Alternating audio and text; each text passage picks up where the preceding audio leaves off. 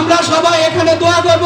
সাম্য ও মানবিক বাংলাদেশের বিনির্মাণে বিএনপির ভারপ্রাপ্ত চেয়ারম্যান তারেক রহমান কর্তৃক ঘোষিত রাষ্ট্র কাঠামো মোতায়েনের ৩১ দফা বাস্তবায়নের লক্ষ্যে আলোচনা সভা অনুষ্ঠিত হয়েছে।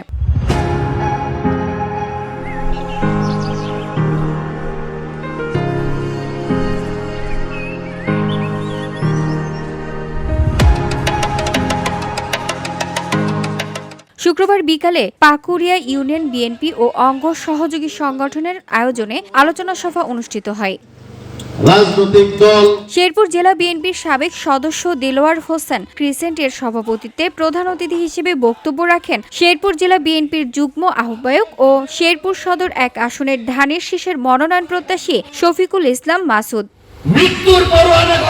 জেলা ছাত্রদলের সাবেক সভাপতি মোহাম্মদ শওকত হোসেনের সঞ্চালনায় বিশেষ অতিথি হিসেবে বক্তব্য রাখেন জেলা বিএনপির যুগ্ম আহ্বায়ক আবু রাইহান রূপম, কামরুল হাসান, সদস্য হাসানুর রেজা জিয়া, জেলা শ্রমিক দলের সহসভাপতি ফয়সাল খান তোতা, জেলা মহিলা দলের যুগ্ম সাধারণ সম্পাদক সুমাইয়া আলম সহ আরো অনেকে।